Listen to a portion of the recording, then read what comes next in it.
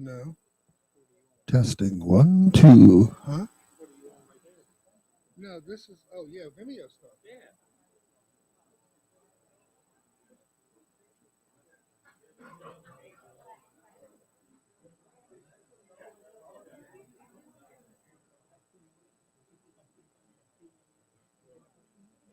Testing one, two. It's working. Hey.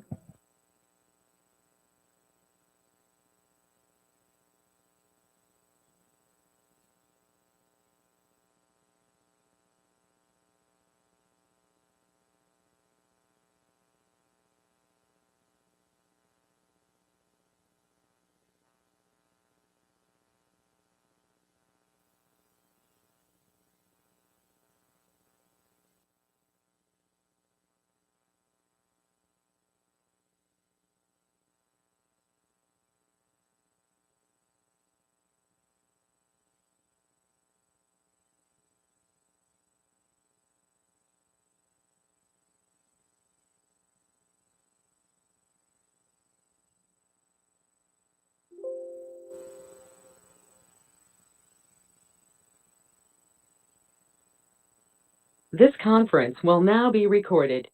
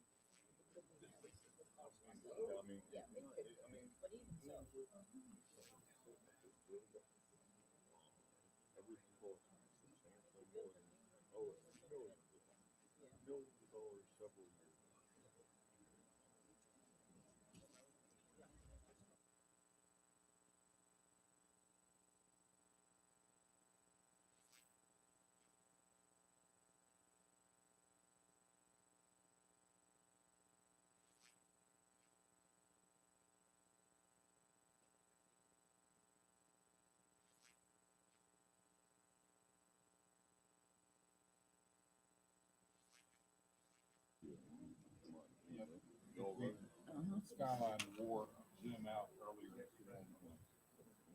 John Stanley.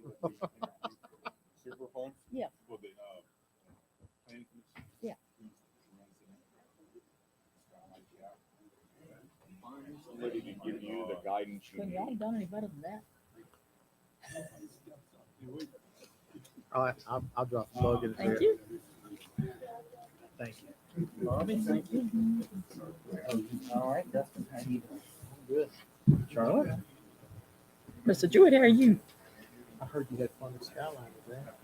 My internet got cut off right in the middle of the year. It's a shame, Oh, a shame the I guy heard- run I it heard didn't Mr. get cut off. Stanley was just pleasure to work Tell him it's a shame the guy run it Well, you didn't know get what? cut I'm off. blessed to work with so many people of his caliber. It just makes my day go.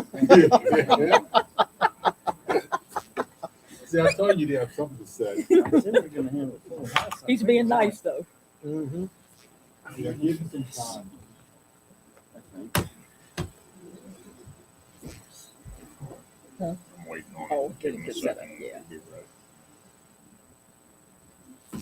ready. Good, Jim? Yes, I'm sorry. No, take time, take time. No ahead, we're in Madison. All right.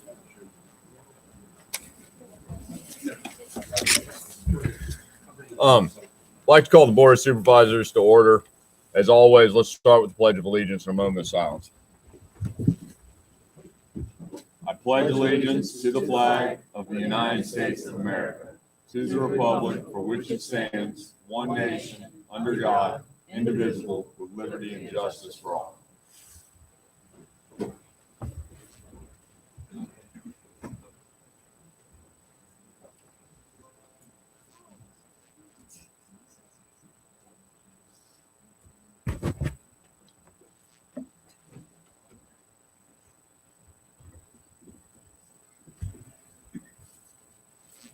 All right, thank you. We do have a quorum. We do need to adopt an agenda. Anybody have anything we need to add to the agenda this evening? Mr. Chairman, I have two items, sir. Last minute, as I apologize. I'd like to request under 5A, Government Day, a presentation by Ms. Coates for the Blue Ridge Governor School.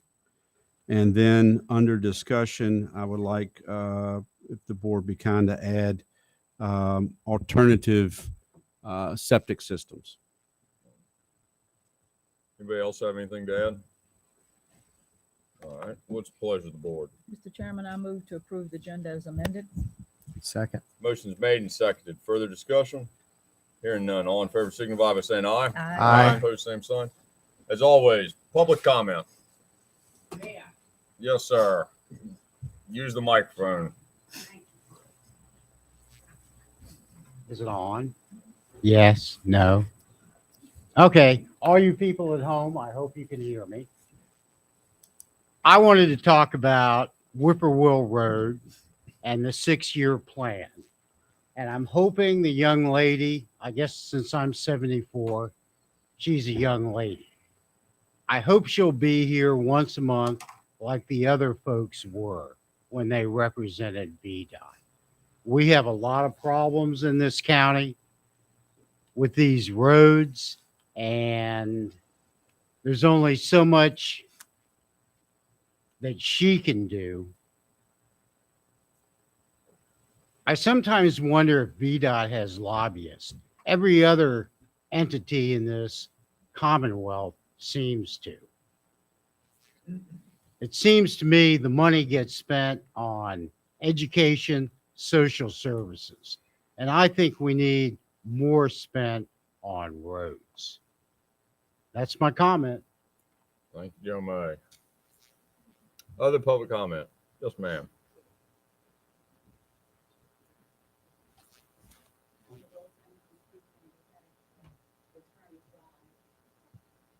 We'll also do public comment on the 6-year plan too, but you're more than welcome. So Please. I will come back at the 6-year plan. Yes, ma'am. Thank you. Either whatever you'd like to do, but we will do it again. Yes, ma'am.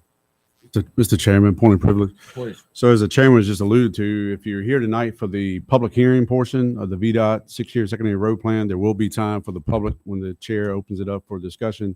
Generally the rules, but it's up to the body to determine. It's generally 3 minutes is provided to each speaker, but certainly you have the time now as public comment, but there will definitely be a period if you're here for 6 years secondary road plan to speak during that public hearing. Thank you, Mr. Chairman. Also, I noticed a couple loggers here. Welcome. If y'all got, I've met a couple of them. If y'all want to talk about the logging potential exemption, now is probably the time to say something.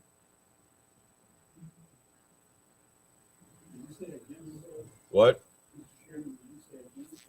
It doesn't matter to us if you're against or for. Please come up and say whatever you'd like to say.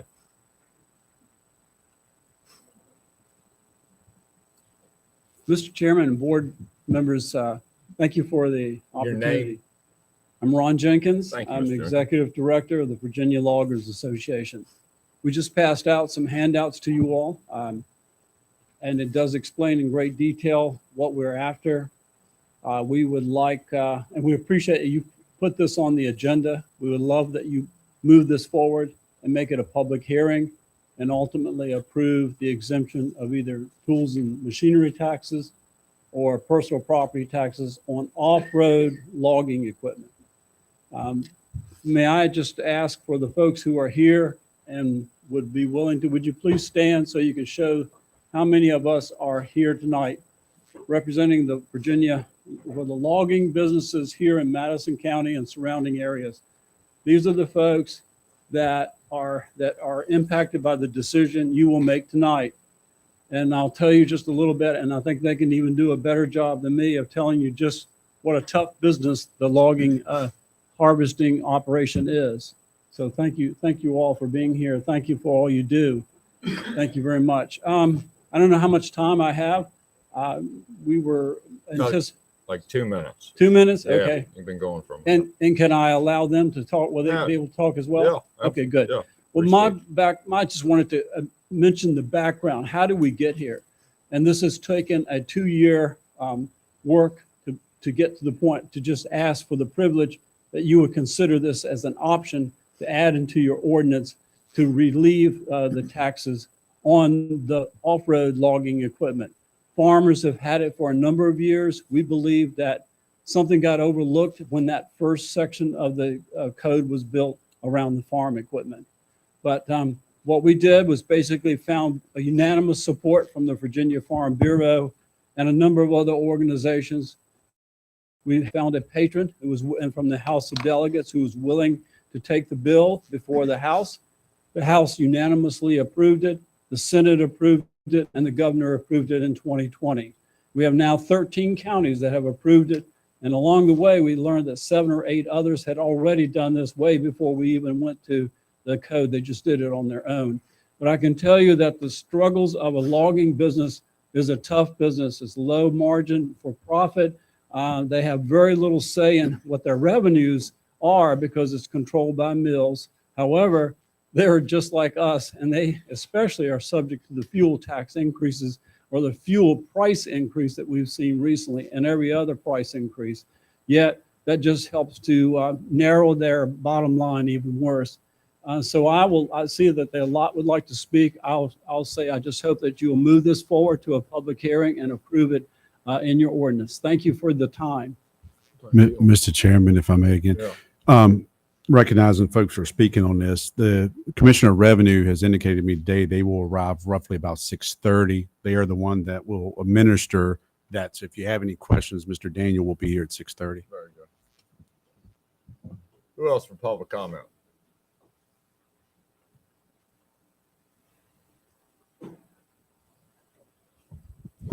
Good evening. I'm Teresa Woodward, and I am representing Leroy Woodward and Son Logging Incorporated, and also many of the other loggers that are here. I would like to begin by thanking you for placing the tax exemption for forestry equipment on the agenda for review. As a small business, we have faced many obstacles over the last 2 years. The pandemic, which created a shortage of workers, quotas that most businesses in this industry was placed on because of merchandise not moving due to the shutdown of the country, the financial impact of trying to operate a business during these challenging times. Now we are being faced with rising costs and maintenance and repairs on equipment, parts, fuel, and many other costs that have impacted the small businesses. Some of the supplies we purchase have doubled, even tripled in price. Also trying to stay competitive with the market to hire and obtain employees when big companies are offering huge sign-on bonuses and salaries that make it difficult for small businesses to compete. These are some of the challenges we have faced in the last couple years. This tax exemption would be beneficial to help in aiding with these costs and that have affected our small businesses. As you review this tax exemption and make a decision, please remember what the small business brings to the community. Economic growth, providing employment opportunities, and goods that are used in our everyday lives. The wood that is harvested is used for a number of things, and construction materials, furniture, fuel for industries and homes, paper supplies, the list goes on. But without these small businesses in our community, these supplies would not be produced. I'd like to thank you again for your time and consideration. Thank you, ma'am.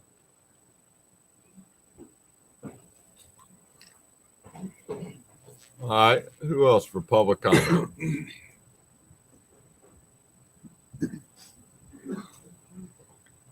Dana Morris, representing Morris Logging. I'm going to speak from the heart. My husband and brother-in-law, I fear for them every day. It's just the two of them in the woods. We struggle, and as every logger out there, weather permitting, they get to harvest, they get to go work, they get to go provide for their families. It's not always easy, and it's always scary. And we've lost members of this family. And any break that we can get would be greatly appreciated. Thank you. Yes, ma'am. Ms. Berry?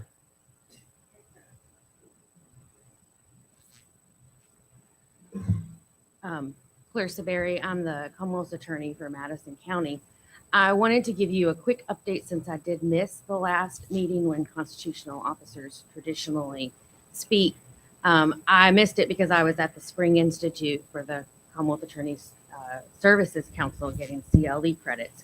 At that meeting, Madison County was one of the counties awarded a $2,000 out-of-state training grant, which would allow for us to send one of our attorneys to a nationwide training to get resources and education and to network with other people. So we are actively looking for the best and most appropriate training for us to go to, and we'll keep you posted on that. We continue to be grateful for Bruce and our IT improvements.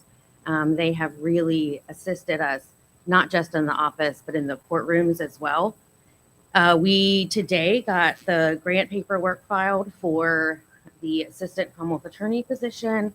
So we are anticipating that that will be awarded for yet another year.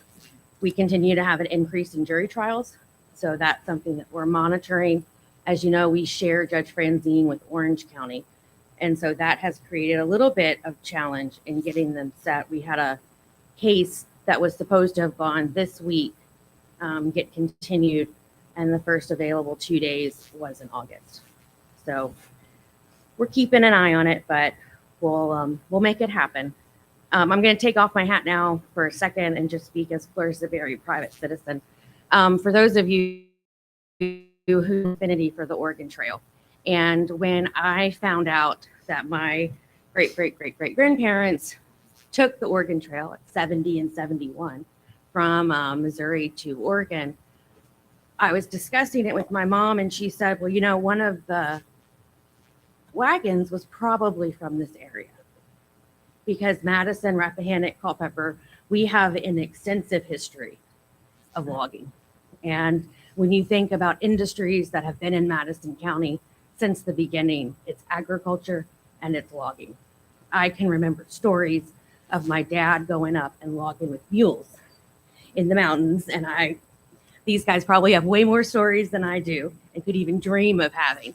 I cannot imagine logging with a mule and having a big tree coming down the mountain at me. Something that I couldn't do. And I think that this tax exemption would be a great way to pay the respect to this deep heritage that we have here in Madison County. I know I get excited when I see the log trucks go down because I know that that's generations of work coming forward, and that's something that Madison County does really well. We get a lot of flack for some of our woodchucks, and that's not what we're talking about here. And I'm excited to do anything that can help this industry reclaim their proud heritage here in Madison County. Thank you. Thank you.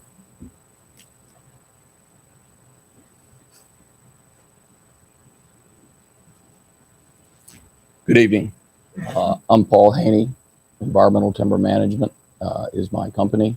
I've had the privilege of representing Madison County on a number of occasions in the selling of their timber. And you all were privileged enough to have some of your local loggers harvest your timber in the past. As to the previous speaker, gets excited seeing those log trucks go down the road, as am I, because my very existence depends on these guys being able to do their jobs. Yes, they are suffering right now. With fuel prices where they are, it's hitting them particularly hard. But it's important that you recognize that this additional tax is overly burdensome to them, to the extent that I've been approached to rent properties from me outside of Madison County because of the impacts of this tax on them. It's just that overwhelming. You have some guys that do great work here, and it's really important that you stop and back away. I work a very wide area. I have projects going on probably 2.5 hours out from where we stand right now. And this is the only county that I know that these guys are suffering this tax. I think in the long run, if you can't find a way to relieve this for them, that you're going to push these businesses out of the county. I mean, as I say, I've already been approached to wanting to rent property that I have in other counties. I'm not in the land renting business. I have some land. I enjoy owning the land. I'm growing timber on mine. I have agriculture going on in some of mine. I really don't want to be in the land rental business. But if they are willing to pay the price and it makes it easier for them, it's important for me, for these guys to be able to stay in the woods, because if I can't sell your timber and they don't have a buyer to buy that timber, then there's a whole line of foresters that are going to be out of a job as well. So I'd appreciate any consideration you could give to alleviating this tax on them. All right. Other public comment? Hey, Sydney, why don't you and Jean talk? She's the bookkeeper. He's the logger. How old are you, Sydney? And you're still doing it, aren't you?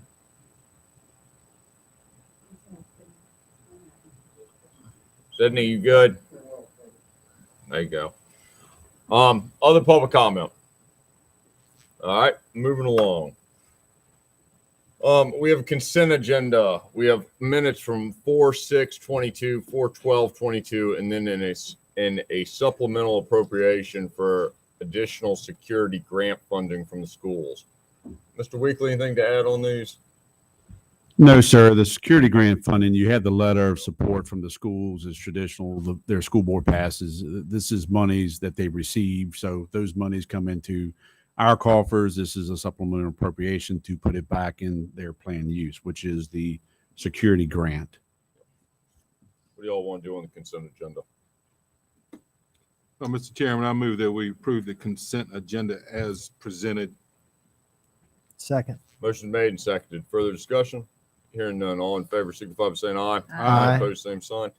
All right, we have a victim witness proclamation from Mr. Berry. Clarissa, what would you have anything to add on this? I would just add that, so this is for National Crime Victims' Rights Week, and I'm asking that the board recognize it. We did this proclamation about 5 years ago, and so it seems like it was an appropriate time to bring it back. Our victim witness program, I dare say, is one of the best in the state. Jennifer truly goes out of her way to work with all victims of crime. One thing that we continue to stress is that the crime doesn't have to even be reported. And one of the ways that we've structured our office, which is a little bit different than others, is that while she is technically in my office, she has her own entrance, she has her own area that's able to be cut off from my office. I've made it very clear to her and with Jonathan, I'm not the boss. Jonathan's the boss. Now he delegates some things to me so I can sign off on budget stuff and her days off, that sort of thing. But she's her own person. And so what that allows for her to do, she has clients that I don't even know who they are. And so that really helps our victims feel like they have a true advocate in the system who's really out there making sure that their needs are met and addressed. I'm very proud of her ability to work with our EMS, with law enforcement. The law enforcement, our sheriff's deputies know they can call her anytime, day or night, and she will be there to help a victim make a safety plan, to get them to the hospital, to do what is ever necessary. And our victims are brave. You know, it is not easy to go to court. Nobody asks for something bad to happen to them. Going to court requires them to take off work, to bare their soul in front of people that they don't know, to talk about what's probably the most embarrassing thing to ever happen to them. And they're able to do it in the spirit of seeking justice. So we are grateful for our strong victims, for our strong witnesses, and for the program that we have here. And so this is simply a way that the county can acknowledge that, and that's what we ask for. Mr. Weekly, you have comments on this one? I can't do it any more justice than our Commonwealth attorney. I would just say, I believe there's some ribbons or things recognizing up around the county, correct, for this? So the ribbons are one of the kind of works of the calendar, is that April, it's National Crime Victims' Rights Week, but it is also Sexual Assault Awareness Month, which is the teal ribbons that you see outside here and outside my office and the sheriff's office.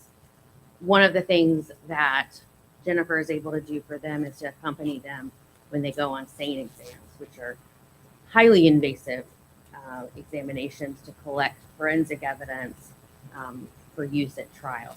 And it is very good to have a comforting person with you who can talk you through the procedure and be with you. The pinwheels that you see are for Child Abuse Awareness Month, which I don't think much needs to be said about how horrific and impacting child abuse can be on a child, be it physical, be it sexual, be it the result of drug abuse. They are hard cases and they produce hard situations. Those are those two key things. I know y'all have heard me talk about our MDT probably ad nauseum and you're a little sick of it, but it's such a good program. It does such a good job of bringing together my office, the school, DSS, law enforcement, the free clinic, even the health department comes to our SART meetings so that we can all work together to make sure that our victims and their families are getting the services that they need and that they're entitled to. So a very good thing. If you so choose to, the proclamations before you to approve, it's just a motion by the board. So you're recognizing the National Crime Victims' Right Week. April 24th to the 30th. What would y'all like to do here? Yeah, Mr. Chairman, I move that we recognize and approve the proclamation for National Crime Victims' Rights Weeks of April 24th to the 30th, 2022. Second. All right, motion's made and seconded. Further discussion? Hearing none. All in favor, signify by saying aye. Aye. Opposed, same sign. Thank you all Ms. Barry. very much. Also, we have another proclamation, Older Americans Month 2022 from Aging Together. Yes, ma'am. So I believe Ms. Phipps. Yes. Hello, thank you for the opportunity to be here. My name is Ellen Phipps. I'm the Executive Director of Aging Together.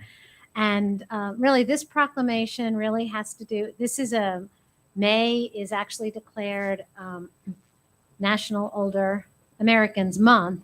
And this has been going on since 1965.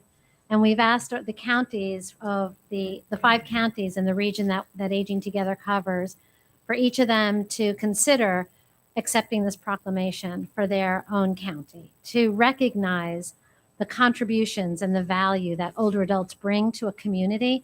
There's a lot of stigma and stereotypes really about older adults. And really, when you consider the value that older adults bring to a community in terms of volunteerism, philanthropy, working even as well, it's very significant. And what this does is it tries to raise awareness of that value that older adults bring and kind of change the stereotypes that a lot of people have about older adults. All right. Questions for Ms. Phipps? Now, we have one of our own in the 5 over 50 being honored here very shortly. Is that right? Yes, that's true. That is Mr. McGee. Couldn't have picked a better person. Thank you. Yes, it's a great ceremony. It's a great event, the 5 over 50 event that aligns also with Older Americans Month, again, to raise awareness of the valuable contributions that older adults bring. And we probably should raise the age there from over 50, but that's where we are at the moment. All right. Very good. Thank you, Ms. Phipps. Thank you. What would we like to do about Older Americans Month 2022?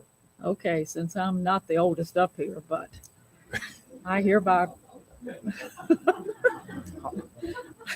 proclaim that we approve the proclamation for Older American Months 2022, May 2022.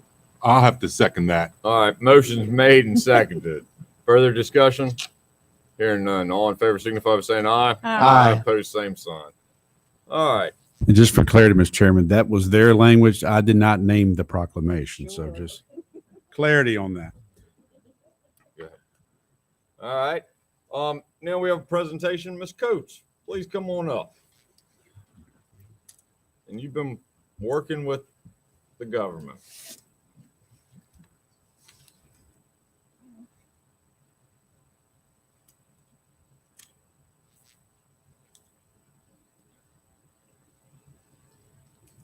Good evening, everyone. My name is Natalie Coates, and I'm here to tell you about my Blue Ridge Virtual Governor School Community Service Project. Next slide. Yeah, they're working on it. So, as part of the Governor School Senior Project, you have an internship that includes community service and an internship. My internship was held with the Madison County Sheriff's Office, and that's where I first had the idea of creating Government Day. So, Government Day was held on February 10th, and it gave high school seniors at Madison County High School the opportunity to shadow a member of our local government. And it also gave students the opportunity to pursue a career field and learn more about it, maybe one that they were interested in studying in college. And 8 students participated, including myself, and we all had a great time. I sent out a Google form to gauge their reactions, and they all had a good time, and they suggested that maybe next time it was a longer event because it was only held in the morning from 8 to 11. That way they would have more time to learn from their mentor. And I first had the idea of Government Day, like I said, with my internship.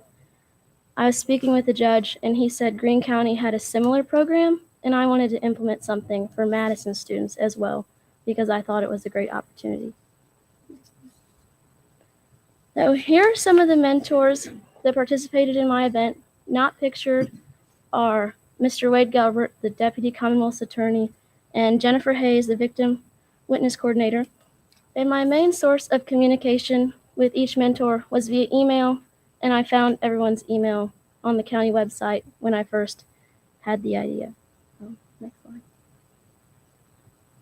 This was my mentor for the project, Mr. Brad Miller. He is the government teacher at Madison County High School, and he is actually going to be continuing this event next year for high school students. And he also drove the van for the event after I created the schedule with the drop-off times and pickup times in the places. Next. Thank you so much for your time. Are there any questions? Who has questions, Ms. Coates? Is everybody working hard?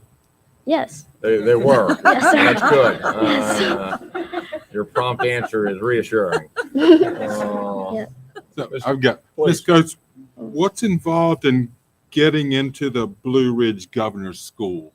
So in 8th grade, you have to fill out an application, and then you have an interview with the supervisors of the program, and that's how you get in. And it's you're in there from the 8th Throughout high grade school. all the way through your senior year? Yes, sir. For 9th 4 grade years? through 12th grade. And Wow. each year you have a project that you present to the different schools that comes, like Green, Nelson, Orange, across the Virginia. Yep. A little bit of work to that. Yeah, 4 years, starting 8th grade. And was your project this pamphlet? Yes, sir. That's my us about entire that. project with my internship and community service and research, just the condensed version. It's an analysis of criminals in today's society. Yes, sir. And you start with the Ronald Reagan quote. I did. Yeah, we're all for that. Yes.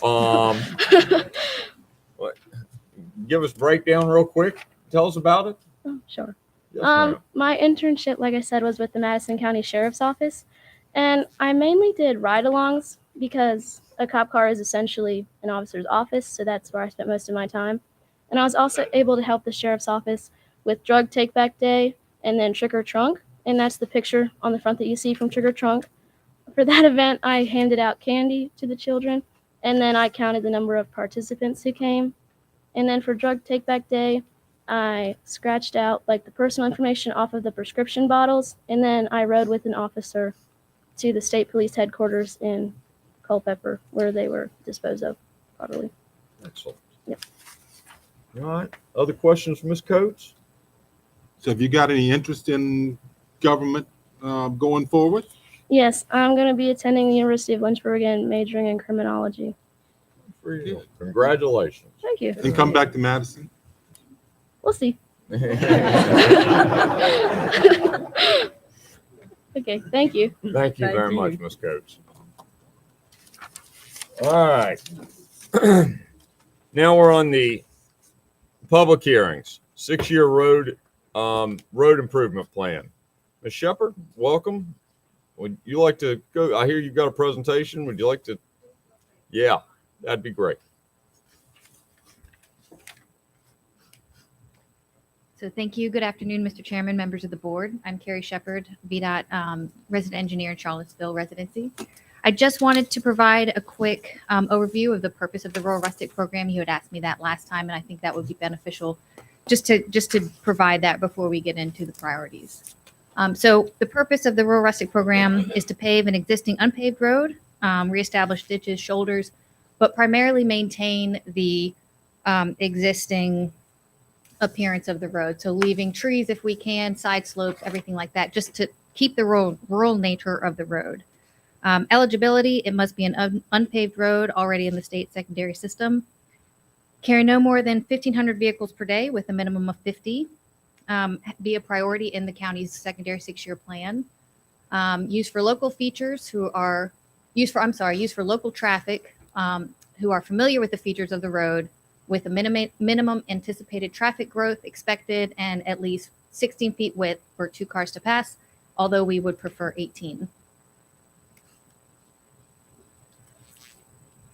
You can skip that one. So last month at the board meeting, You had asked that we look at possibly accelerating Emmett Road since it was a lesser price tag to see if we could maintain priorities by shifting that up, and we could. So we could shift Emmett Road up 1 year, so it would be fully funded in fiscal year 25, and that did not affect any of the other priorities. Whippoorwill remains fully funded in fiscal year 26, and then Walker's Mill Lane in fiscal year 28. As far as the unallocated funds of 113,000 to be programmed in year 6, you had asked, next slide, please. You had asked that we look at Turner Drive. So we did do a preliminary field review of Turner Drive. Upon driving it, we determined that just under half a mile would qualify for hard surfacing, but past that point, past 0.44 miles in to the end of state maintenance, the road narrows considerably and we cannot achieve a 16-foot width, unfortunately. And there's fences and trees on adjacent property that prevent that width from being achieved. So finally, last slide, just a couple options to consider. You can always add the qualifying section of Turner Drive to the end of the plan or however you see fit, or adjust the priorities however you see fit. You can leave the unallocated funds and determine how to allocate them next year. You always have that option. And you can also allow us to suggest, if you don't have any others that are being raised by the public or any concerns, you can allow VDOT to suggest some roads that prove to be maintenance burdens for consideration as well. So really all options on the table. I just wanted to go ahead and remind everybody about what those options were. So at that, I am done. Any questions for me? Any questions for Ms. Shepherd?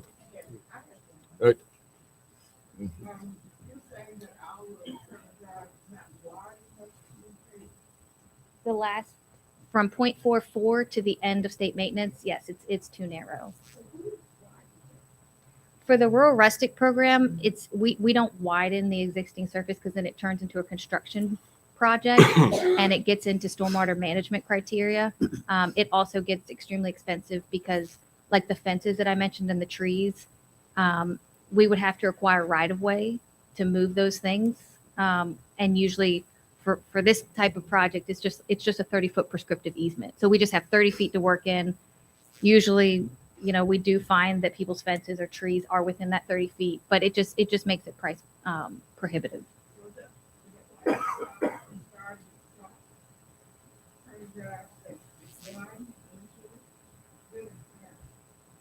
That's probably just from overtime.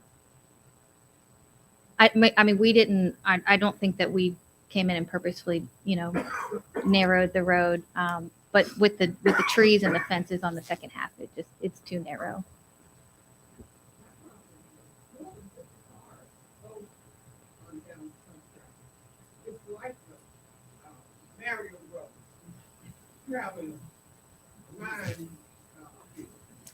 It'll be up to the board if they would like to add that to the plan. I'm just providing a recommendation of if it qualifies or not. Yes, that's correct. Any other questions, Ms. Shepherd? Ms. Shepherd, thank you. I have One. one. Oh, I'm Joe May. I live on Whippoorwill. What is storm water management? Does that mean you are not allowed to clean and service ditches? That you cannot make crowns on roads? Is this an EPA situation or is this VDOT policy? No, so stormwater management refers to the change of a surface like gravel, which is pervious, to a surface that's impervious.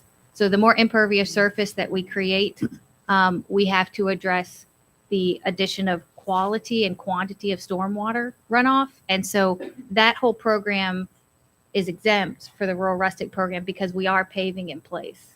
Now, what you're talking about is just routine maintenance. I believe I noted those concerns at the last board meeting, and we have been looking into that. I have a meeting yet to be scheduled. So those do require certain environmental permits, but it's not to the extent of the full stormwater management, but it does require environmental review. Which means the federal government? No, it means our environmental staff at the Culpeper District. all right. All right. If we can go back to the slide that has the the roads listed. I think that's a good basis. This is what is on the 6-year road improvement plan currently. We understand that a few folks are here from Turner Drive and want it to be added as well. We look forward to hearing from you. Anybody else have any comments on the 6-year plan before we go to the public? Mr. Chairman, if the board doesn't, I just have one additional on Yes, Turner sir. Drive. Rural rustic, so the portion carried beyond the 0.4 of a mile, is that portion eligible? Because that's generally just chip and tire. I know it's narrow, but would that be eligible for that type of surfacing, or no? It was still the confinements of the.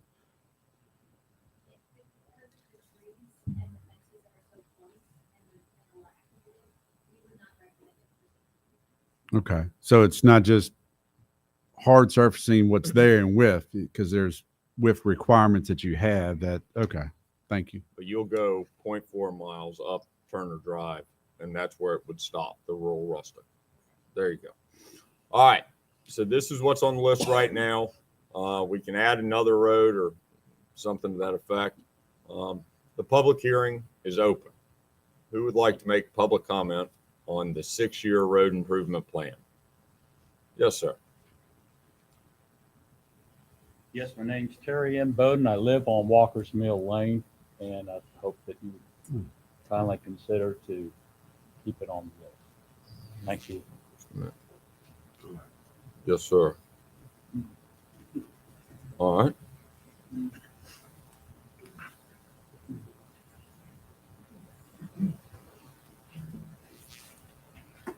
Have documents that need to be shared. Yes, ma'am.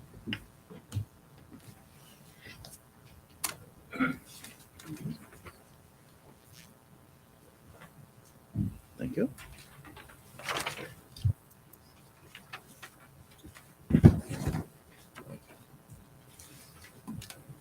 Thank you.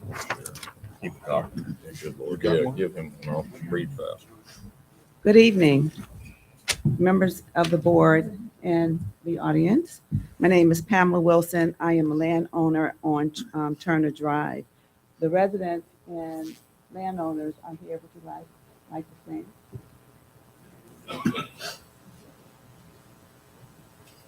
Thank you. And I just wanted to get some clarification on the unallocated funds. It appears as if you guys have looked at Turner Drive and that monies that's unallocated has been approved to be in the 6-year plan. Do we have, is it going to be what year? Do you know what year that's going to be? Sometime around 20, this is a guess, like 2030 or farther. 2030. All the projects have to be fully funded before they start work. I would say 2030 is optimistic. Okay. Well, yeah, this presentation we have is, it talks about the fact that we have 5 generations of Turners that have paid taxes and lived on Turner Drive. Several families have built homes and businesses on this road.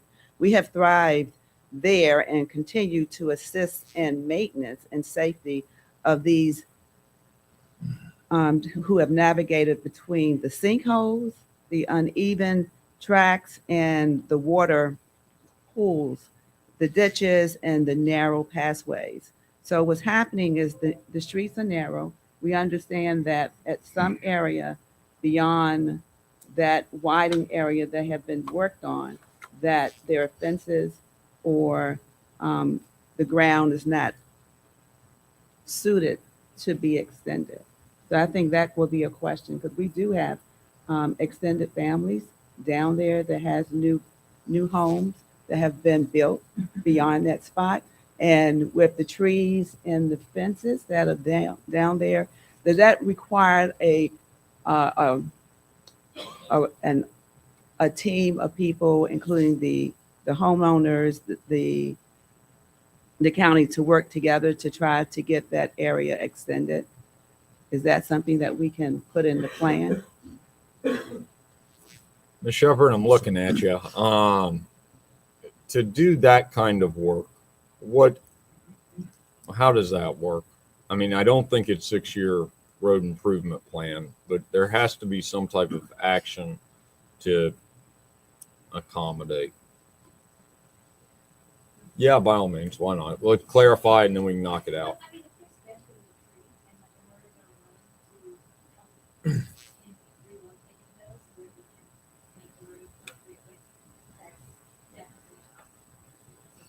But it,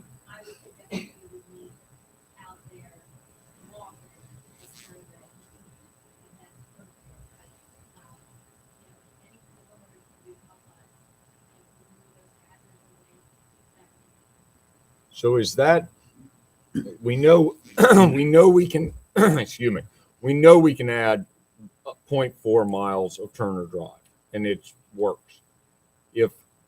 Can we add Turner Drive and then have you all meet? And since it does have a longer timeline, maybe go keep on with that plan or with meeting with the residents? Yeah, well, yeah, that's the right answer. Yes. All right, please proceed, ma'am. Okay, thank you. I think the fact that we have teamwork here is going to pay off. The fact that we want to get the land paved, we wanted to get it extended. We also want proper draining because when when it rains, it muds up, and the cars and the buses, the school buses, are having difficulty trying to turn around on Turner Lane. And proper state maintenance, I think that's important as well. Proper state maintenance, meaning that in climate weather, the things are going to be taken care of and reviewed on a period of time. So thank you for your time, and I appreciate the fact that we are on the plan and the unallocated funds are going to be used year 30. Thank you. So, Any Ms. other- Wilson, I got a question for you. This Yeah. what you passed out says that about 10 years ago, a portion of Turner Drive was widened. Do you recall, or does anybody here remember how that came about? Can we hand her the microphone? Oh. Just it pulls or something of that nature. Yeah, there you go. He's got one in his pocket. Oh. Go I'm ahead. sorry. Someone said that it may have been accidental. Let's do I that mean, again. The road adjacent to that was completely paved, and they came up to Turner Drive to a certain point, and stopped. And there were fences there. You know, there were things there, trees and fences there that they took down. Someone took them down. We didn't. Mr. Chairman, if I may, and especially to the wonderful residents on Turner Drive, was that part, if you may recall, there were some safety concerns of that intersection there at Twyman's Mill and Turner Drive. So I'm wondering if it's just the entrance of Turner Drive that you're referring to where there was some alignment and widening. It's possible it was through that. If it's not the entrance, then I'm not sure of the section. It's more than the entrance. It's about a half a mile. Down the, okay. All right. Okay. One of the concerns we really have is your actually, name? my name is Howard Turner. I'm one of the Yes, sir. residents. I own a lot of the property that even where the bus turns around, I own the property where the bus turns around. And that's one of the issues we're having because of the heavy bus that come through and also for the safety of the kids. If the kids have to walk from Twyman's Mill Road all the way up Turner Drive to their homes with all the crazy people in the world, we don't know who's lurking to mess with the kids just in case they do have to walk from Twyman's Mill all the way up to Turner Drive. It's almost a mile walk. And so we're looking out primarily for the safety of the kids. And if we can have the bus come up Turner Drive, and I will provide, the bus has been turning around on my property for at least over 30 years probably, or longer. And I have no issues with the bus turning around. The only thing I advocate is that having the bus turn around without messing up my interest to my home and leaving the surface good for me to come home without getting stuck in my own driveway.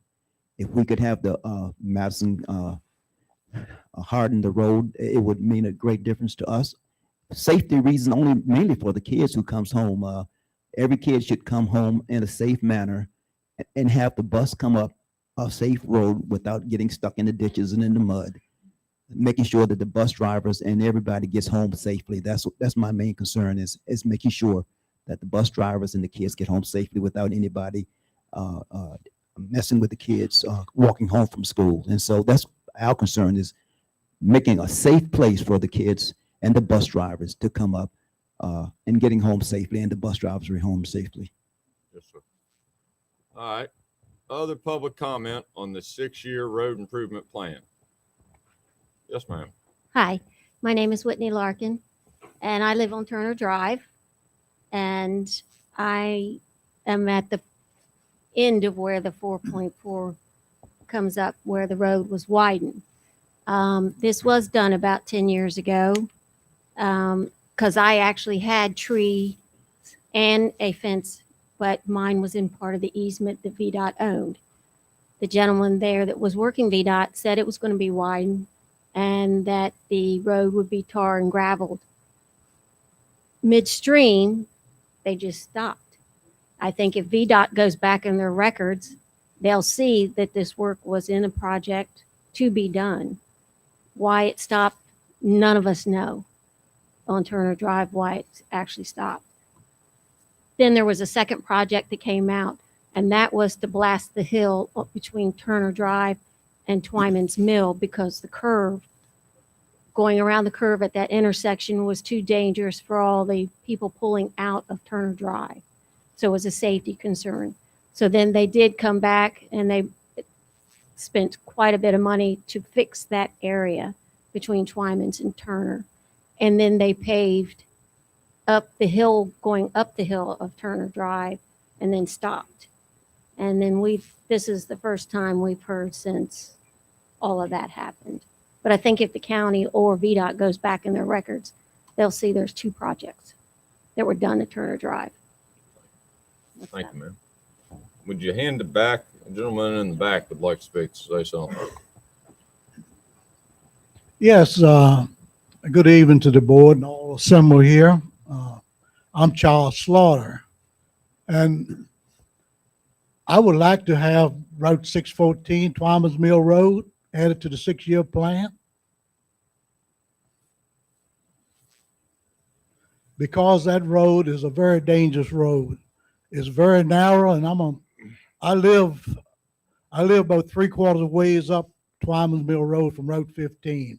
So you're coming from 15 west, coming into Twyman's Mill Road. I'm about 3/4 ways up on the left. And from Route 15 to my entrance is very, very dangerous. And the traffic is being increased on that road all the time. It's adding traffic to it. And the road is very, very rough. It's very narrow, and the shoulders are lower. When I leave my driveway going toward 15, if I meet someone out, I come to a stop to let them by. But I'm going to drop over the shoulder and probably wind up in the ditch. So I would like to have 614 Twyman's Road added to the 6-year plan. And also, there's a storm drainage problem there right at near my driveway. I've been down there for a number of years. And when I first went there to build, it was a problem with the water coming down that hill on both sides from the field, coming down and then congregating right there at the cupboard that comes across the road, and the water was draining off on me. So when I decided to build, I got with the State Highway Department of Madison.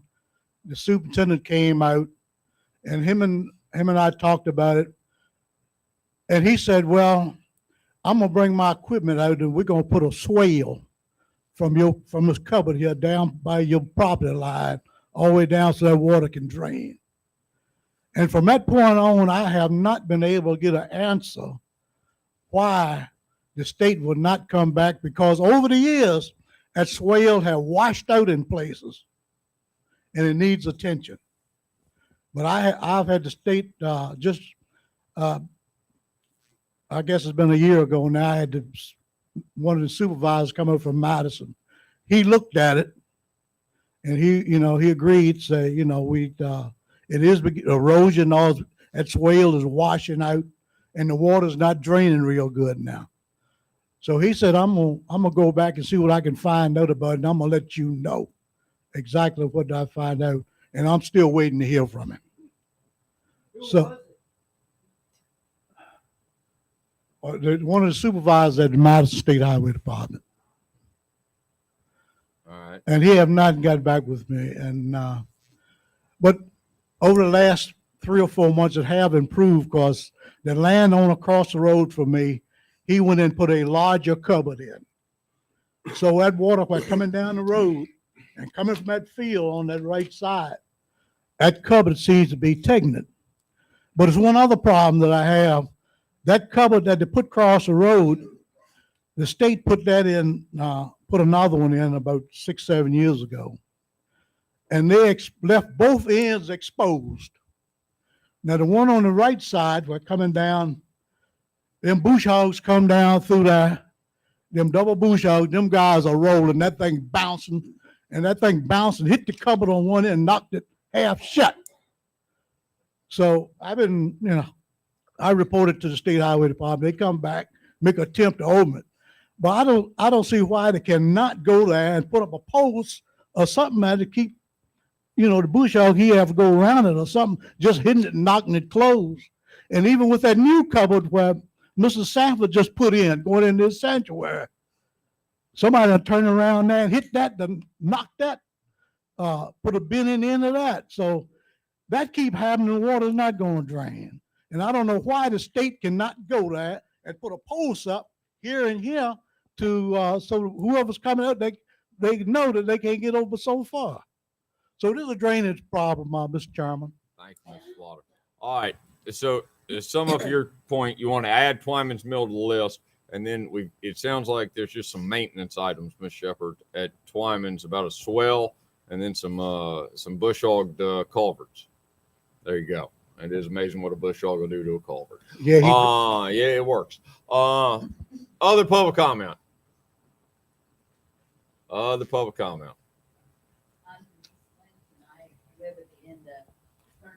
Now use the microphone, Miss Lynch, please. Okay. Thank you.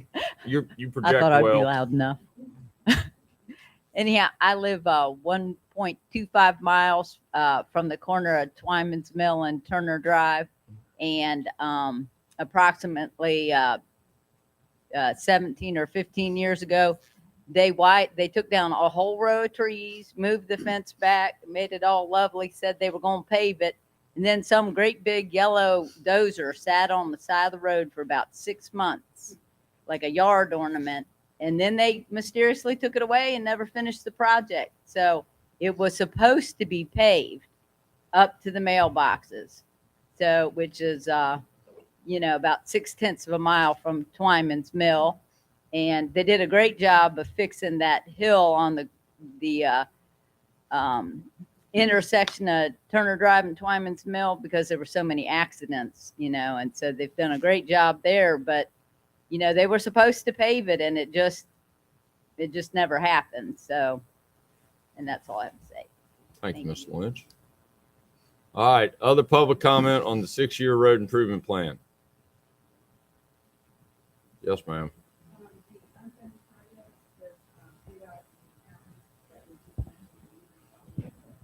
We can check on that. The county, I do want to explain. Roads are all owned by the state. Basically what this public hearing is listening to y'all, the citizens of Madison County, and trying to prioritize the road improvements on these roads in our locality from the citizens to the state. That's basically all we're doing here. The county doesn't do any road work except put up, I guess we put up signs every now and then that people knock down sporadically. But the state's the one that does the work on the roads. They own the roads. That's just kind of what it is. It sounds like we got to do some maintenance work, and then I'm sure we'll get some information from Ms. Shepherd on what happened to the project 6 or 7 years ago. It sounds like we're on schedule though. Other public comment on the 6? Yes, ma'am. Hand her the mic, please. Yes, very short comments. And you can verify, or anyone can verify on the internet. there are at least 20 homes on Turner Drive, and the residents living in those homes, there are at least 93. There have been, and I have observed, accidents on Turner Drive because the road is so, it's not wide enough, and I have observed people slipping over in the ditch, especially with those muddy, slippery roads. It's very dangerous. So I'm just hoping that this project will be completed in a very timely manner. The paving, it's very necessary. It's very dangerous. Turner Drive is. Okay, thank you. Your name, ma'am? My name is Patricia Gross, Gross. Thank you, ma'am. Patricia Turner Gross. Well, 612 Turner Drive. yes, ma'am. All right, other public comment. Mr. Chairman, Yeah. after the public, I do have a member of the public called me earlier, so I want to All make right. sure their comment when you're Go ready. ahead. Go ahead. We're doing this. So I spoke to a Mr. Eugene Weaver and a Miss Darlene Neff, who are residents of Woodward Hollow Road. They had requested that road be added to the 6-year secondary road plan. I believe there's a small portion of that road that's paved initially when you turn off Weaver Hollow Road, but they had requested that road that they felt was put on the plan years ago. I think they referenced 1988. I did not go back and verify that.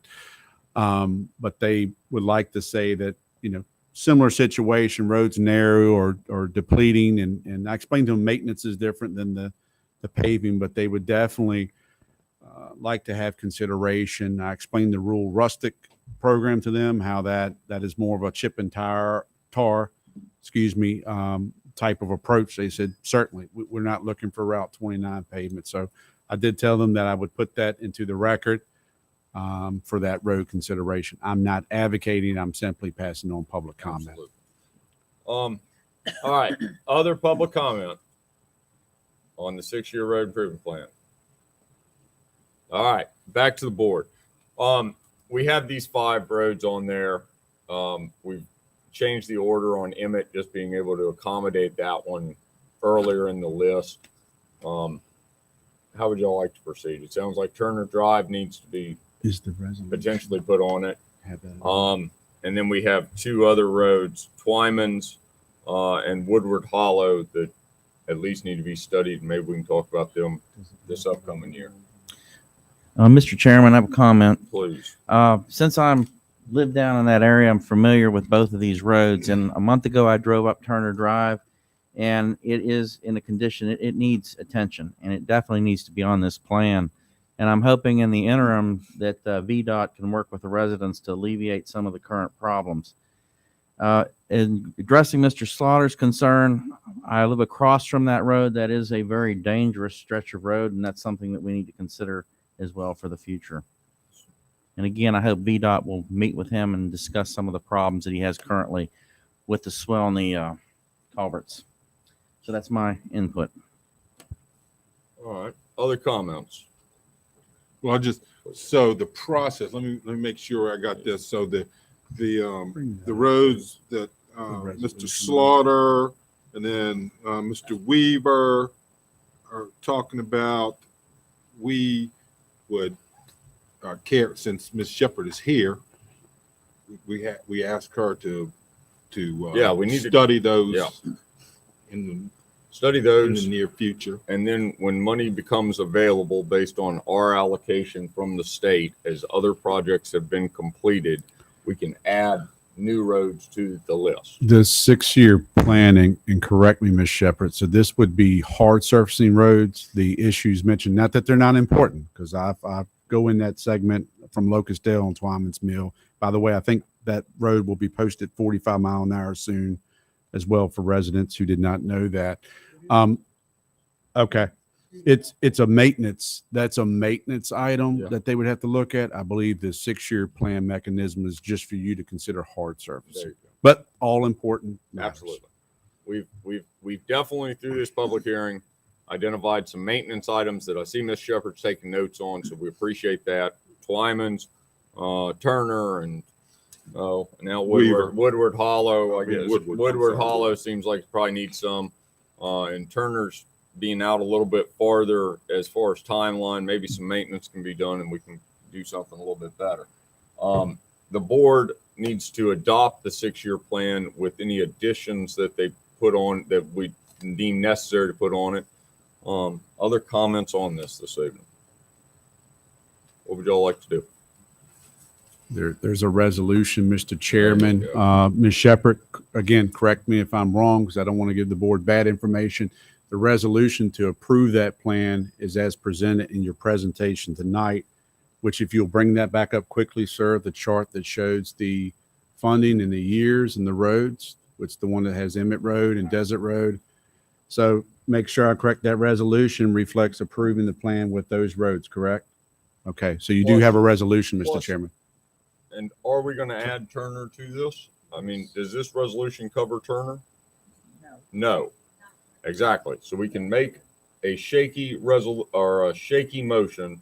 that will cover this and add Turner to what we have proposed in front of us, if that's what we want to do.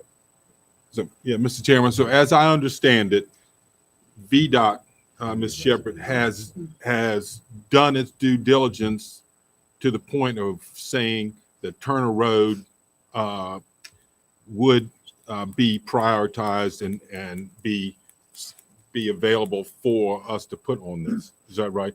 Unlike the other 2 roads we just discussed, which you all have not looked at. Okay, so I'm in favor of adding Turner Drive. Let's make a motion. Yeah. Well, Mr. Chairman, I move that we approve Resolution 2022-6 with the addition of Turner Drive.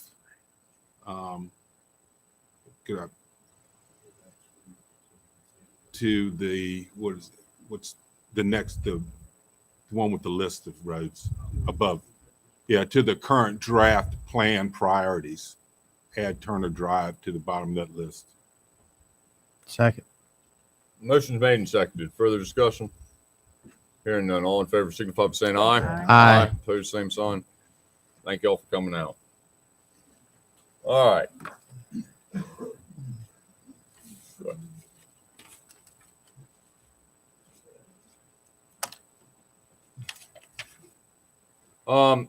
We don't have any old business. Thank you for coming, Miss Shepherd.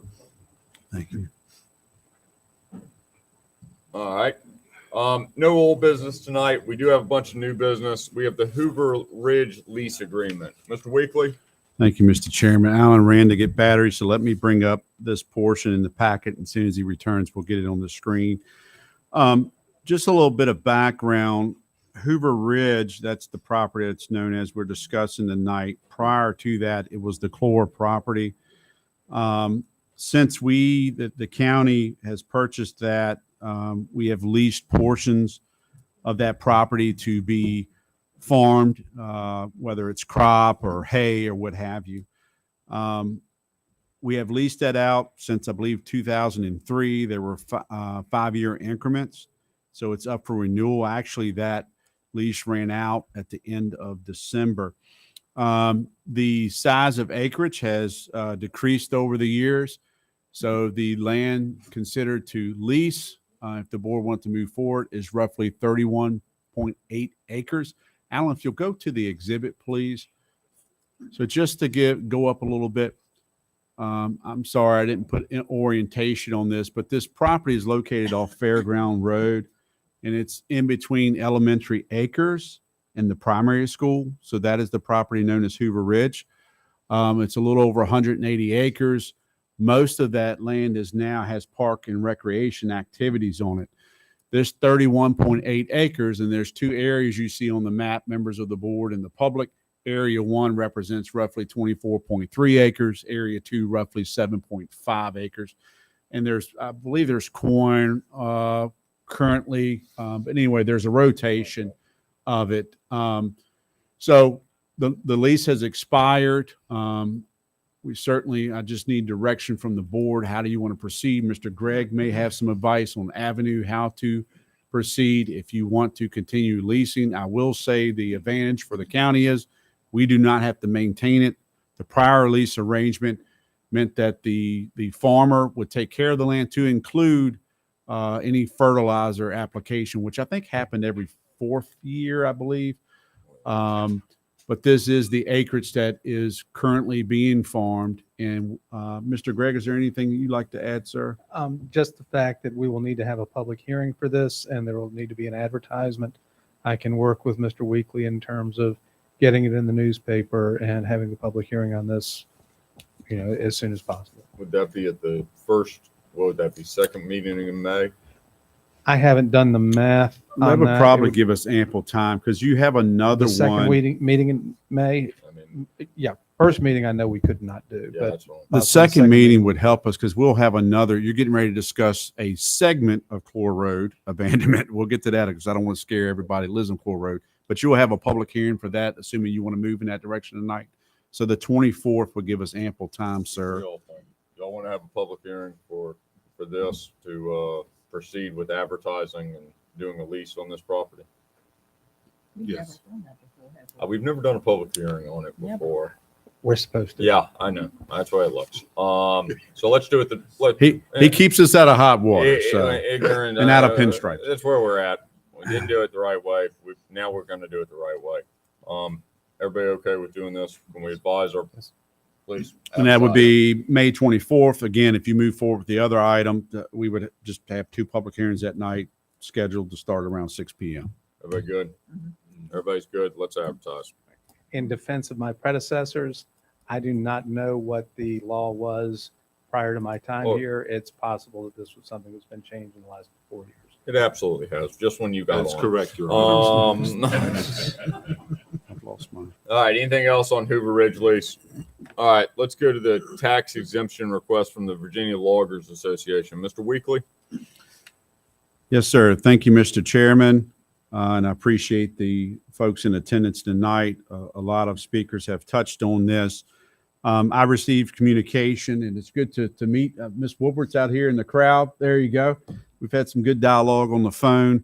They made me aware of a letter that was generated by the Logger Association requesting this exemption. This exemption, I believe, by the General Assembly gives the locality, the local option. As referenced, there are some counties that participate in this. I believe our comprehensive plan may speak to the importance of agriculture and forestry. So I put this before you tonight. I believe you've had the letter transmittal from the Logger Association probably a few weeks now. Mr. Daniel is here tonight. I believe last meeting, the board asked, hey, if we were to consider this, what's the fiscal impact, meaning what revenue would go away? And that's roughly $15,000. So basically, my recommendation is for the board to consider the request and providing direction to staff and/or the Commissioner of Revenue's office. Again, the commissioner is more versed in this matter than myself. This exemption is for forestry equipment that is involved in the harvesting process. So if you have any questions for myself or Mr. Daniel. Since Sean's holding the microphone, let's start with Sean, then we'll go to Mr. Daniels. Sean? In order to complete this, we would need to have a public hearing, and we can schedule all of these. I believe we can get the advertising in at that meeting in May. I believe May it's 24th. two. I believe it's Right. 2 publication dates. if I'm May, not mistaken. so we're still talking, the soonest we could do this would be May 24th. I believe that's There correct. you go. Yes. It's going to be a fun night on May 24th. All right. Brian Daniels, Commissioner of Revenue, please.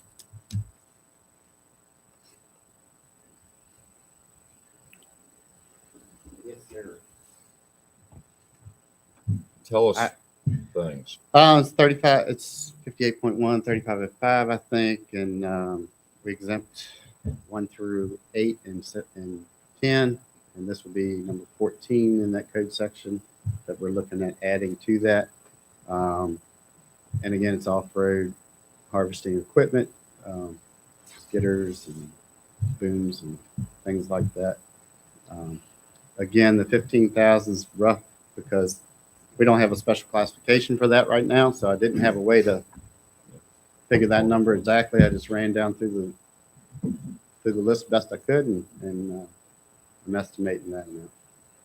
All right. Questions, Mr. Daniels, on this? So it doesn't include like pickup trucks on the road or that it's Correct. just harvesting Licensable equipment. DMV items would still be subject to taxation. Gotcha. And that's not unlike the farmers, like the trailers that they haul the cattle in are not exempt. Is that correct? Correct. Yeah. Yeah. All right. Any other comments on this? I don't have a comment for Brian, but I got No. another comment. Yeah, that's well. Brian, anybody got anything for Brian? You can go take a seat, Brian. Thank you. All right. Other generalized comments. Well, Mr. Chairman, I'm looking at our Madison County Comprehensive Plan and goal number one, preserve, protect, and enhance the natural beauty, rural character, air and water quality of Madison County, and sustain agriculture / forestry as the county's primary land use.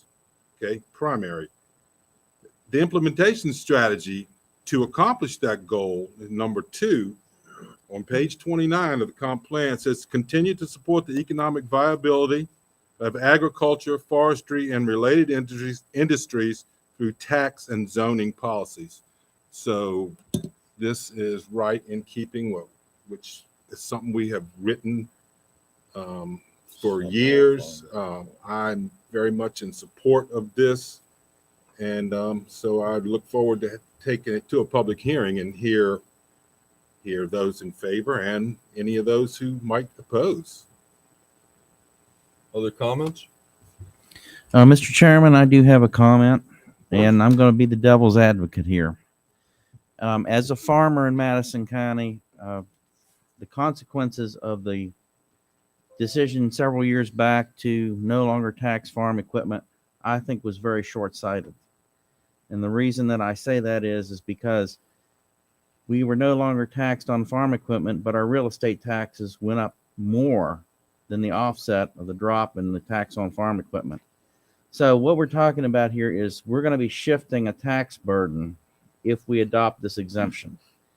And I'm not so sure that, and this is just food for thought, I would rather we tax farm equipment because that depreciates in value. My real estate appreciates in value. So over the long term, my financial position was decreased because we no longer tax farm equipment. So I think that's an aspect that we need to look at when we are considering exempting forestry equipment. And I'm not saying one way or the other, but I think this is something that we don't talk about when we need to discuss it when we're formulating this policy. And it's something that we can think about over the next month. But I just wanted to throw that out there because, again, you know, something's going to pay the bills in the county. Unfortunately, we have to have so much money, and we've done a good job, I think, of cutting our spending. But again, when you cut the taxes somewhere, they're going to pop up somewhere else, and the long-term consequences may not be as desirable as people would wish them to be. So those are just my comments right now. Other comments on this? Mr. Chairman, very briefly, the board will recall that we imposed a cigarette tax, which I think the revenue projection, if I'm not mistaken, was about $30,000. I don't remember, and I don't know. It's way north of that, isn't it? Yeah, the annual they projected was about 125K.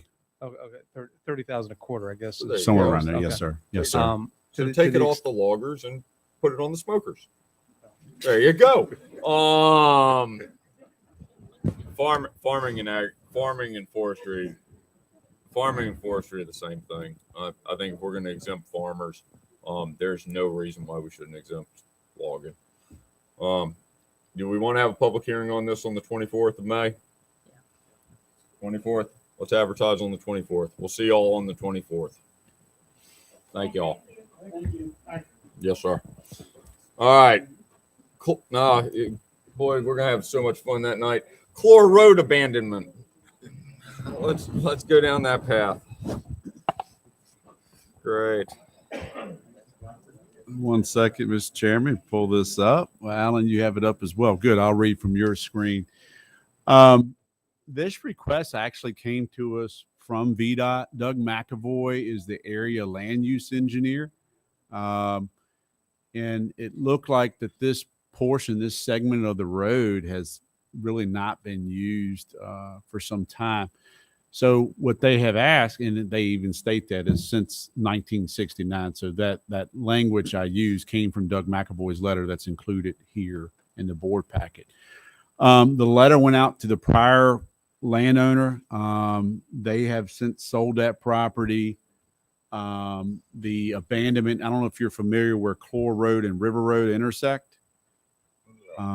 Forgive me for not, I know 637 is Clore Road. I don't remember the route number for River Road, but just where those two roads intersect, just beyond that is where this segment of road consideration for abandonment would occur. Really trying to stay away from the name, but Ada, who recently passed, it was her property. That property transferred hands before that occurred. I believe Patty and Steve's littlest daughter has purchased the property. So they have the letter, they're aware of it. But any abandonment of the road does trigger a public hearing. I think y'all were needing more public hearings, right? Is this the dead end? It is the dead end portion, but where state maintenance sign was prior or currently, it needs to be reflective of where state maintenance will officially end. So it will end where that paved driveway starts. All right. So there's a public hearing required, and Mr. Gregg can certainly provide any other legal requirements or analysis that he may have. So if we abandon it, who do we abandon it to?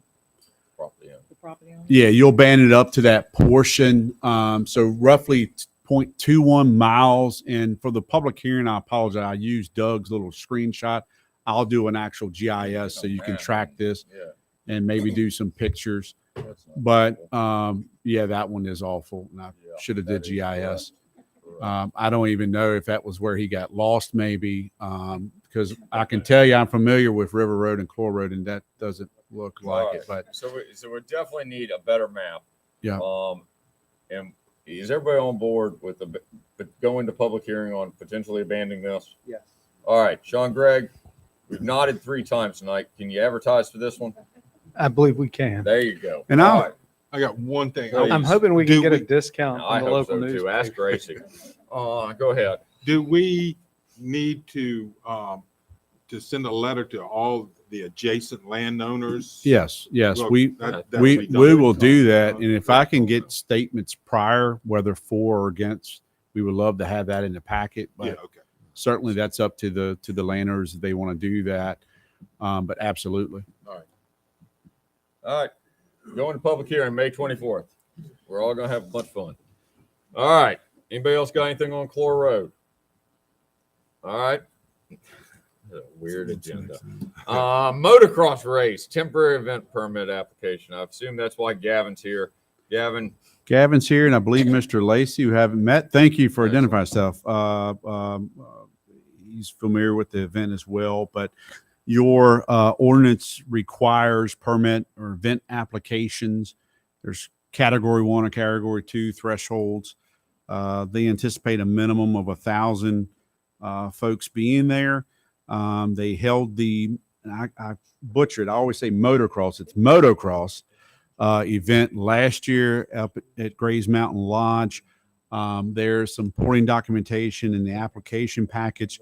But just for a visual, I'm sure most of the board members are aware where Grays Mountain Lodge is located, or is it Grays Mountain Farm, maybe the rebranded name. So the lodge is on the left as you go up. Their campground is on the right, where they hold, fireworks and camping events and all that. Their orchard is also up on the right-hand side. So the motocross, can you go there? I think there's a map in there, Alan. The motocross event will be up in that. Go up a little further, sir. I think it's another next slide. There will be a red outline. Keep going. Keep going. There should be another map. I don't think it's that one. Right there. Can you flop the screen for the board, please? So that little red jogging pattern is up above the orchard area. I've been told that the road, the actual path is pretty wide if you need to get up there in a pickup truck. Let's hope you don't. But they have submitted everything that's required as far as their facilities. So there's certainly restroom facilities over at the campground. There's facilities over near the lodge. Gavin, who's our wears many hats, our emergency management coordinator as well.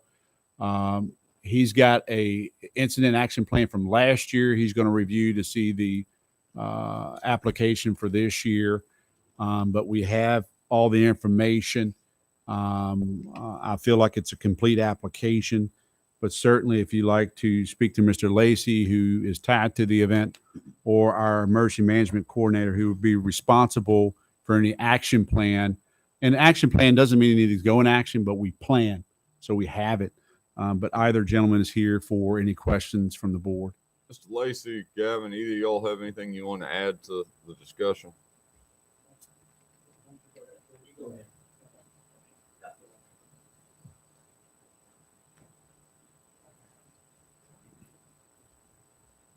Good evening. I've actually started working on the action plan this afternoon. I reviewed last year's. There were not very many changes, so we're ready to go. Noah and I met this afternoon. We plan on having at least 2 ambulances there. One will be dedicated to the event. The other one will be one of our secondary units that'll be on staff that day. If the county gets busy, that ambulance will have to pull back. But the big thing to know is that if we don't have an ambulance on site, they have to shut down the event until we can get an ambulance back. So we're going to do the best we can to have a minimum of 2 ambulances there. If we can get a volunteer unit up, we'll have 3 there. They'll also act as a med station for the event. Mr. Lacey and I talked this evening. We're also going to try to have a brush unit there as well, just in case there was any kind of a activity with one of the motorcycles causing a fire, if there was anything like that. So we'll have a command post there. People familiar with where the campground is, directly across is the entrance to the lodge. That would be a landing zone area in case we had to medevac anybody out. We learned a little bit from the event last year, so we are in really good shape for this. Very impressed with their plans and their people. So we've got everything worked out on that end of it. And, good to go. Questions for Gavin? Yes, sir. Anybody? Mr. Haney? All right. Mr. Lacey. Lacey, excuse me. Anything to add, Mr. Lacey? You don't have any questions for me? That's right. Provide very little information. So I got Yes, one go question. ahead. So we're talking about 1,000 riders or 1,000 riders / spectators? Combination. Combination? Yeah, Cool. approximately 1,000. All right. Yeah, last year we had about 430 racers. Is this part of a, it It's said the- a scramble series, so it's it's part the- of a series? Yes, So sir. it means something to these guys? Yeah, we And run, ladies? it's the Virginia Air Scramble Championship Series, and we run 14 races throughout the state. We So- got lucky, and I proposed for the property 2 years ago, and they vote to give you the race at a location. So I lobbied it 2 years ago and got it for last year. And So- they wanted to come back. So Madison could be a destination for one of the races in this series? Yes, sir. There you go. Other questions, comments, thoughts? What do y'all want to do? Need a motion to approve the temporary event permit application for the Virginia Championship Hare Scramble. So moved. Second. Motion made and seconded. Further discussion? Hearing none. All in favor signify by saying aye. Aye. Opposed, same sign. Thank y'all very much. Best of luck. Real estate tax deadline extension. Mr. Weekly.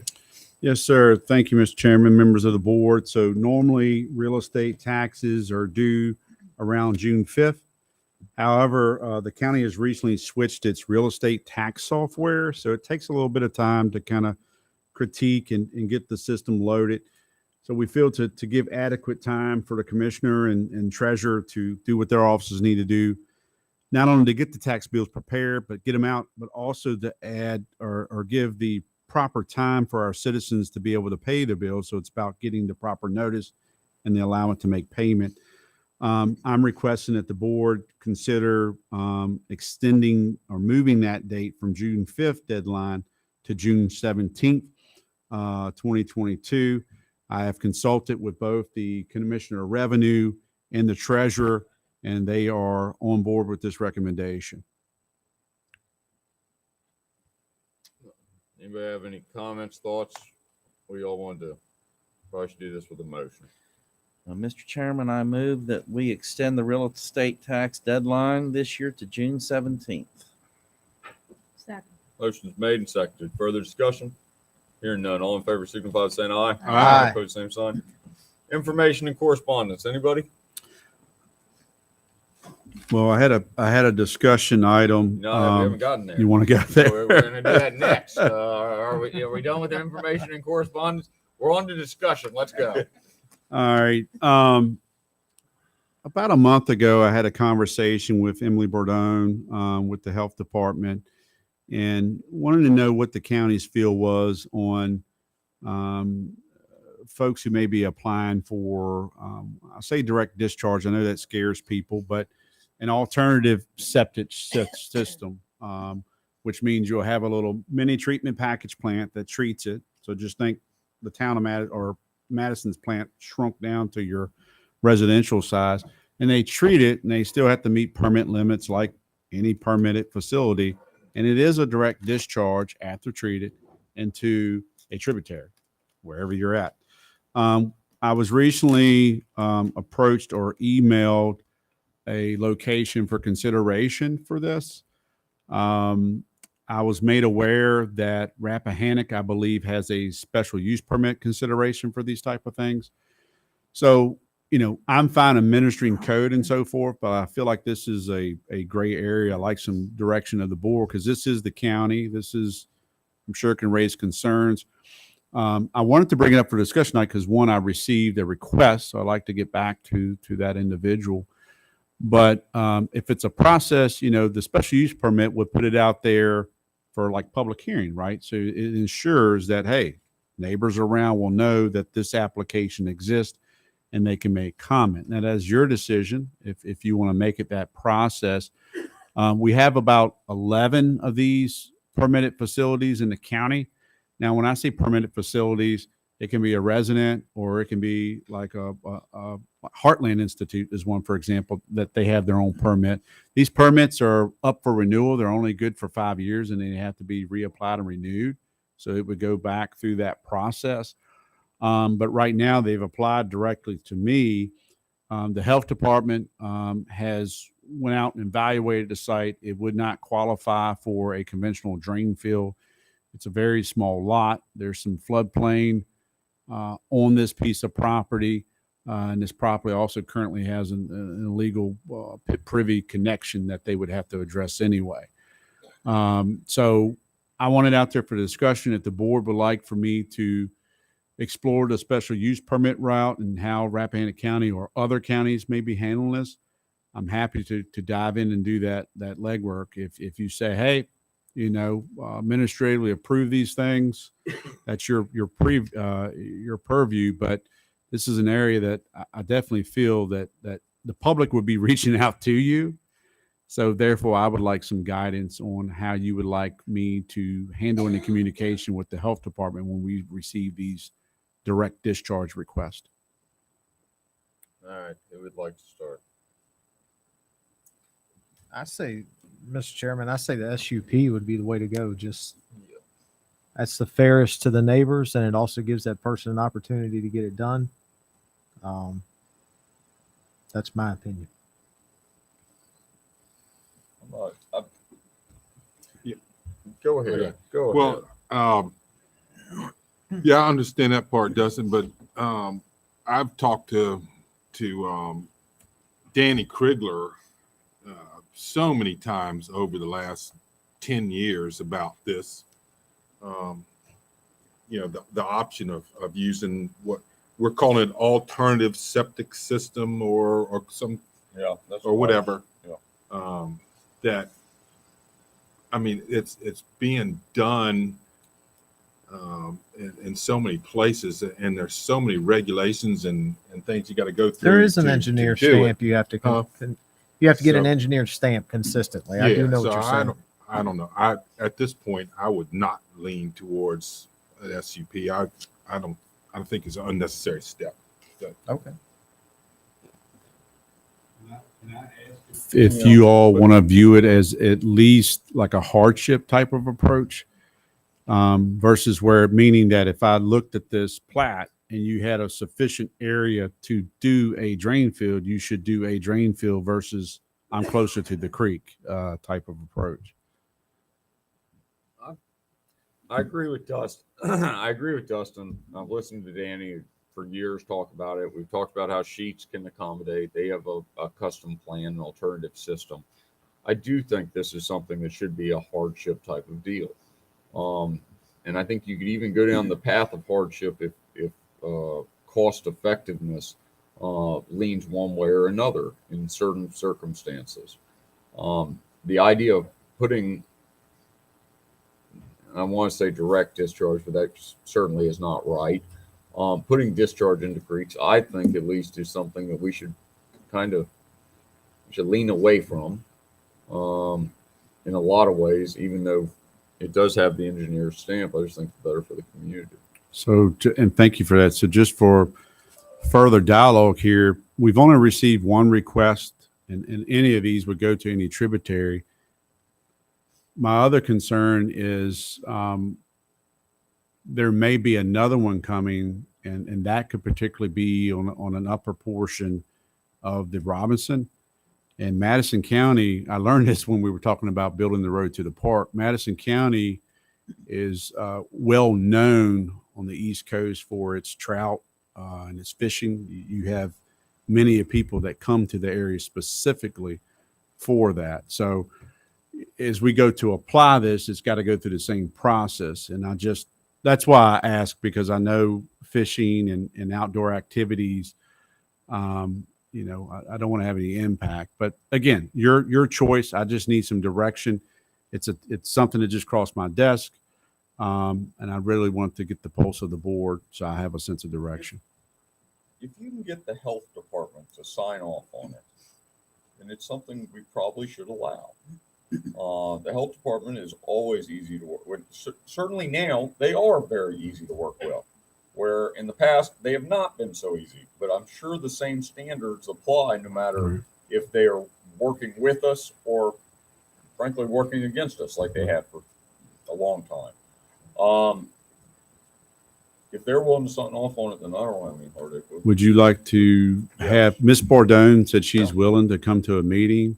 So if you would like to talk to her, because right, it does go through the VDH office first before the request would come to the county for approval.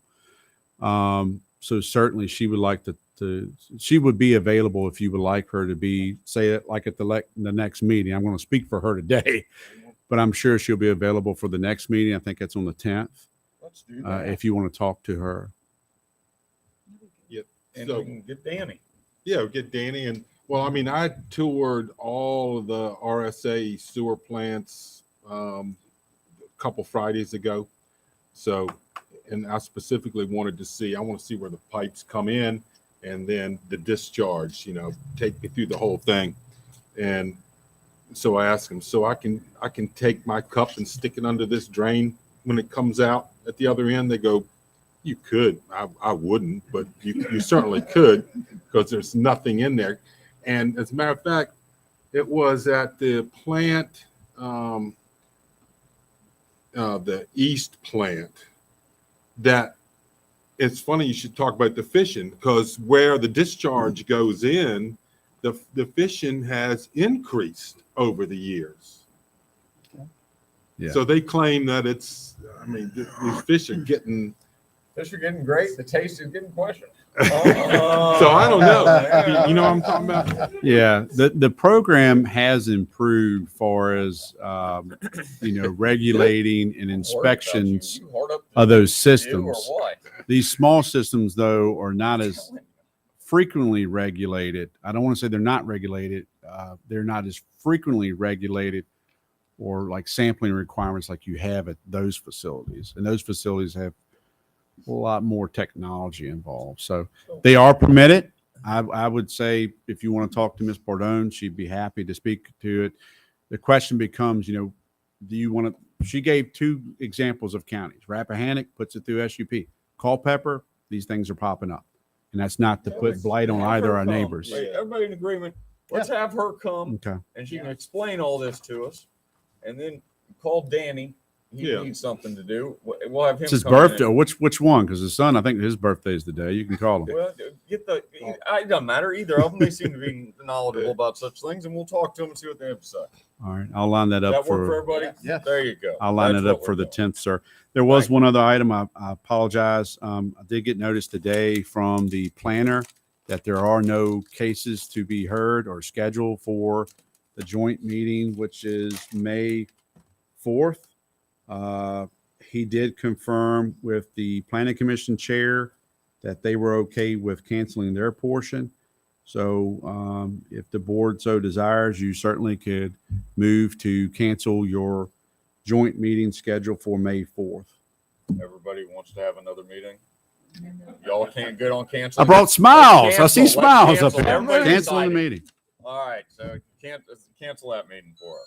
Do they need a motion, Mr. Gregg, or is it fine by consensus? Please. Okay, I moved that we cancel the May 4th joint meeting with the planning commission. Second. Motion made and seconded. Further discussion? Hearing none. All in favor, signify by saying aye. Aye. Opposed, same sign. All right. Public comment. Yes. Public comment. Public comment. So what do you think, Natalie? Was that fun, sitting here all this time? This has been one of our weirder meetings. Public comment. Yes, Chuck. Get a mic. Yeah. Give him a mic. That Got yes, it. absolutely. Might be what the closed session is for, but RSA in the court hearing yesterday said that two counties were having meetings and was going to maybe have an agreement for whatever tonight. I assume that since you all and Orange are the only two meeting tonight, that might come up. Is that in the closed meeting or y'all going to do something? I don't think we need to divulge what is in closed session other than to say that we are having a closed session. But having said that, I am not aware of any motions in Orange County that would approve or disapprove of anything. Thank you. Other public comment? All right, we do have a closed session this evening. Thank you all for coming.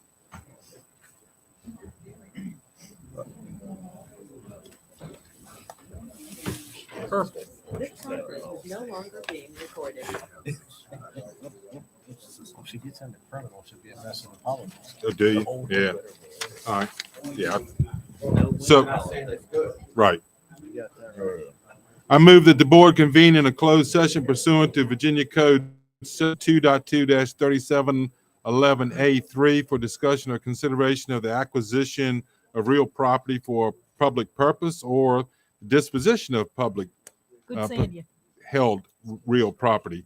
And also 2.2-3711A7 for consultation with legal counsel and briefings by staff members or consultants pertaining to actual or probable litigation. Second. Motion's made and seconded. Further discussion? Hearing none. All in favor signify by saying aye. Aye. Opposed,